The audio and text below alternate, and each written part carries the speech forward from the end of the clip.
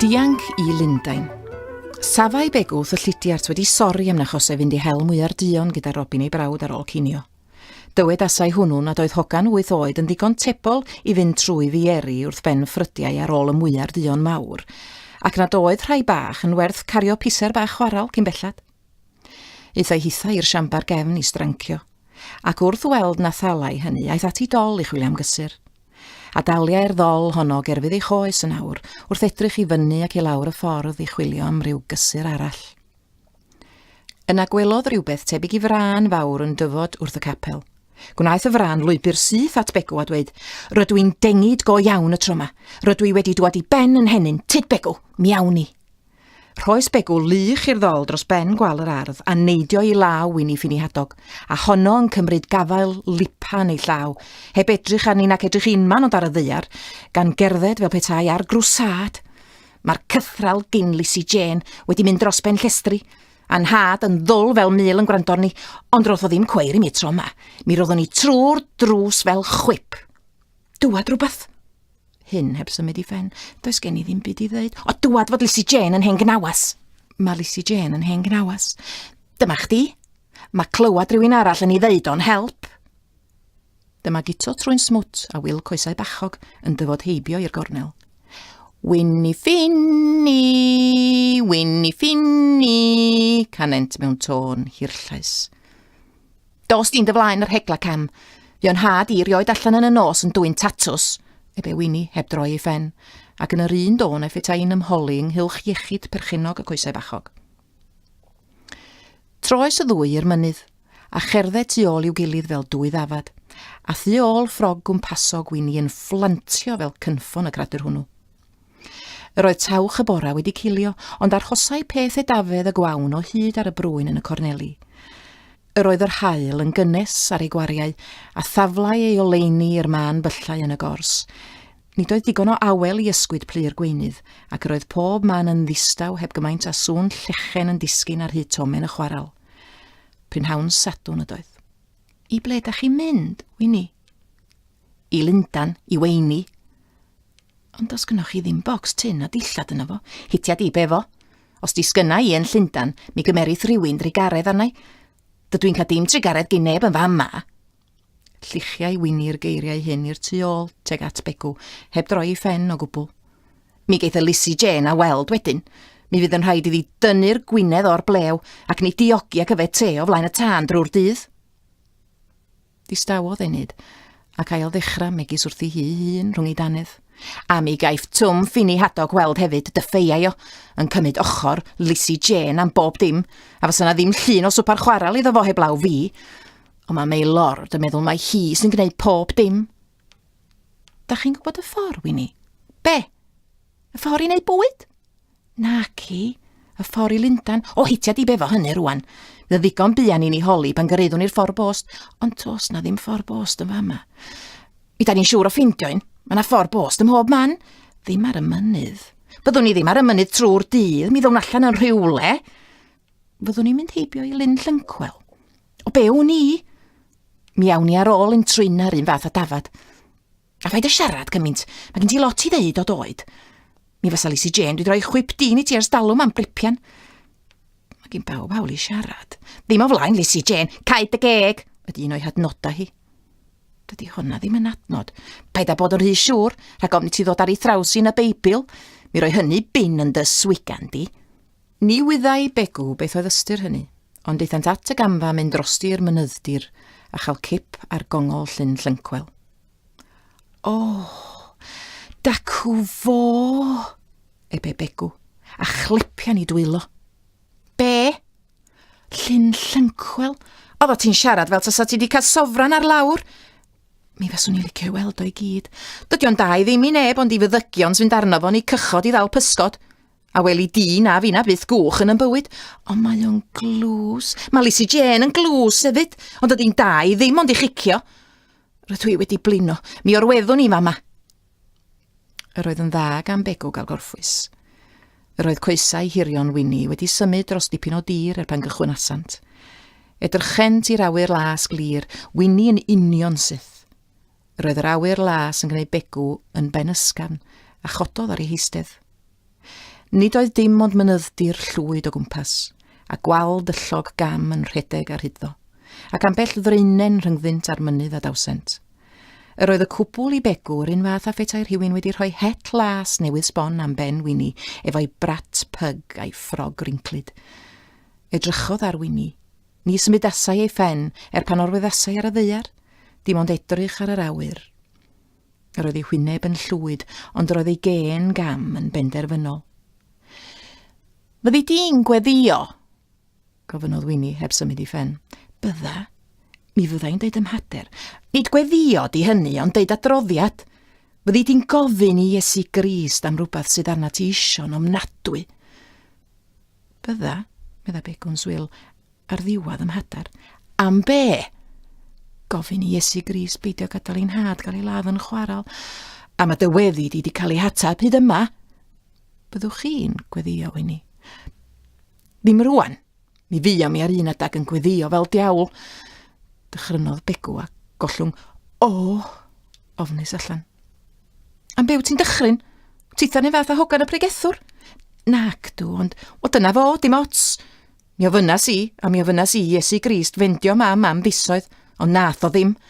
A tendiad i, ella caiff y da ti ladd yn y chwaral rhyw ddwrnod. Dechreuodd Begw grio'n ddistaw, ond nid oedd am i Winnie weld hynny. Wedi'r cwbl yr oedd Winnie heb fam, ac nid oedd hi yn crio. Mentro ddweud, ellai bod hi'n well i lle, Winnie. Pwy glywys di'n deud hynna? Mam? Ia, yr hen gan. Does gynnu nhw'n byd arall i ddeud. Be wyr neb lle mae mam? Roeddwn i'n ei licio hi'n ofnadwy, a mi roedd hi'n deud pob dim wrthai, ac yn fy nghadw fi'n lan, yn golchi fy mhen i bob nos Sadwrn, ac yn fy ngolchi fi trosta, a rhoi copa'n gynnes amdanau, a fy nghario i'n ngwely, rhag i mi oeri fy'n rhaid.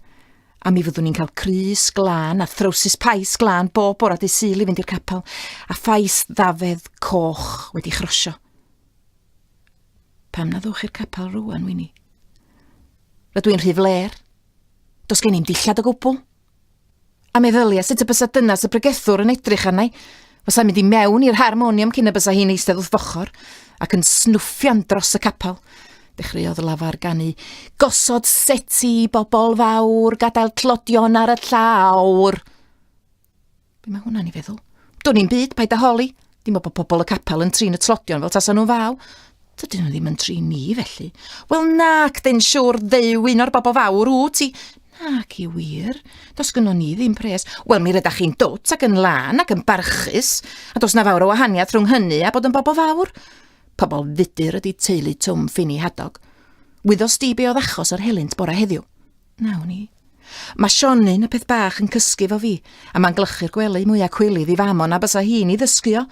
A dydy Lizzie Jane byth yn meddwl golchi dillad y gwely nes bod oglas sur ydi mynd arnyn nhw. A mi ddydys i y bore yma byswn ni'n i golchi nhw.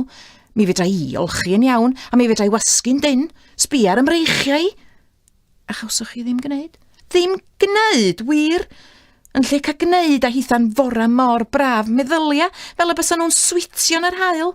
Dyma fi'n cael tafod a fy rhegi a chael fy ngalw yn un o'r bobl fawr. Meddylia, fi yn un o'r bobl fawr. Chwarddodd dros y wlad. Y fi, a dynas y pregethwr efo'n gilydd, a gwraig y stiwad, a ledi wen deg. Pwy di honno? Wyddos i'r wraig weddw na wyr neb o ble mae'n dŵad, y hun a'i harian, mae chegi rhyw wastad i siarad. Mi rydych chi'n gwybod mwy am bobl y capel na fi, Winnie. Dyna chdi'n prepian eto, nid yn y capel ar wyt ti'n dod i nabo pobl. Dawn ni byth i Lundain fel hyn, Winnie, wrth sôn am bobl y capel, cododd Winnie ar ei heistedd as yn myfyrio.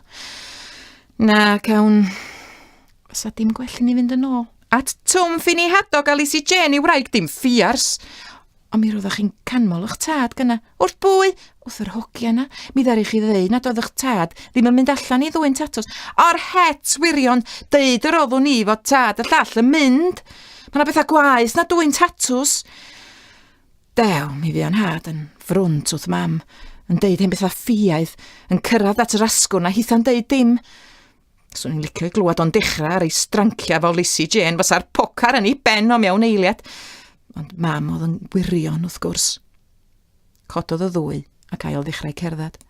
Cychwynodd Winnie yn ôl ar hyd yr un ffordd ac y deithant. Nid fforma, mae Lundain, ebe Begw. Does yna i ddim eisiau mynd i Lundain, ebe Winnie, a dechrau beichio crio. Mae arna i eisiau mynd yn ôl at Sionin beneitho hebddai, a mi fydd na un arall ato fo'n o fuan.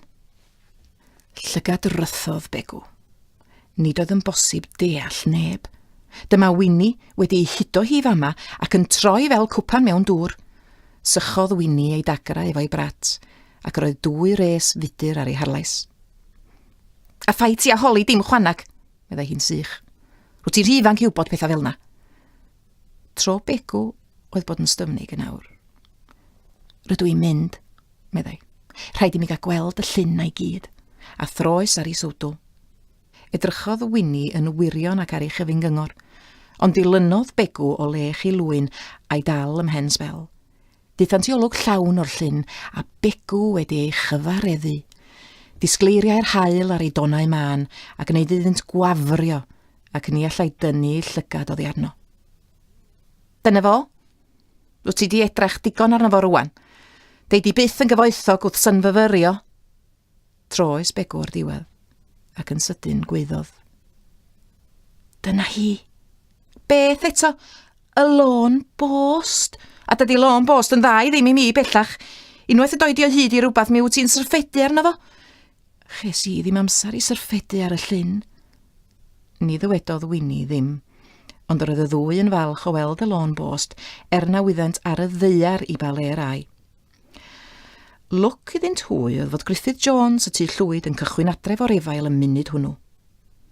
Oi, meddai, i ble rydych chi'n mynd fforma? Wyddom ni ar y ddeiar, ebe Begw. Ar goll yr ydyn ni. Winnie wedi cychwyn i Lundain. Peidiwch â gwrando arni Griffith Jones, ebe Winnie, reit barchus. Mynd am dro wnaethon ni weld llyn llynchwel a cholli'r ffordd. Yr oedd Begw yn ddigon hen i wybod mae gora deiro fuasai efo Winnie.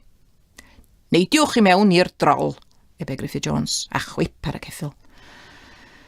Yr oedd Robin newydd gyrraedd y tŷ gyda'i fwyar duon pan gyrraedd asant, a'r mwstwr wedi dechrau codi ynghylch Begw wrth weld nad oedd gyda'i brawd. Dywedai Winnie yn bendant nad oedd am fynd adra am y gwyddau beth a'i harhosau. Ni fy'n rhaid i neb bendroni uwch ben y broblem honno'n hir o blegid daeth Twm ffini hadog ei hun at y drws, a'i olwg yn ddigon i ddychryn y cryfaf. Nid oedd wedi torri ei farf ers wythnos ac ni welsai ei wallt grib ers dyddiau. Nid oedd coler am ei wddw na chap am ei ben. Te do nar, oedd eiria cynta. Ond cyn iddo orffan i frawddeg yr oedd tad Begw wedi torri ar y draws. Dim od yr egfydd di yn fama, Twm. Mi lladdau heg yn na. Na, neu, neud i ddim. Dowch i'r tŷ mwyn i ni gael eich gweld chi'n iawn, Thomas. Eber fam, ac fe ifydd haodd fel oen. A dyma mam Begw yn dechrau dangos i bod yn feistres ar bawb. Gwnaeth bryd o fwyd iddynt, ac yn ein di Twm a'i ferch eistedd wrth ochrau gilydd rhag iddynt orfod edrych ar ei gilydd. Ni ddywedodd neb air yn ystod y pryd bwyd. Dim ond bod y fam yn cynio arnynt fwyta, a phawb yn ei fyddhau, heb edrych fel pe baent yn ei fwynhau. Rwan, meddai hi, yn drawd i'r dodol. Ewch chi adra, Thomas, i oeri tipyn ar eich temper. Dechreuodd Winnie weiddi. Dydw i ddim am fynd efo fo, dydw i ddim am fynd adra. Ac roedd golwg arni fel anifal wedi ei ddal ar ôl i goethi drwy'r dydd gan gŵn. Rhoswch i mi orffan, Winnie, eber fam. Mi gewch chi aros yma heno, mi na i welu ar y soffa i chi. Ac ella medrwn ni wneud rhywbeth i chi gael lle bach go handi i weini ti ar drena. Ond mi fydd ar Lizzie Jane isio mwy o'i helpu nag erioed rwan. Mae Lizzie Jane yn ddigon tebol i weithio, Thomas, ac os na ddigwydd rhywbeth i symud Winnie oco, mi fyddwch chi wedi lladd he. Ond mae hi hun mor ffond o Sionin. Mi geith weld Sionin bob wsos os eith i'r dre i weini. Aeth Twm allan fel y daeth i mewn, heb ddangos unrhyw arwydd o dymer, a'i grib wedi ei dorri gan wraig rhywun arall.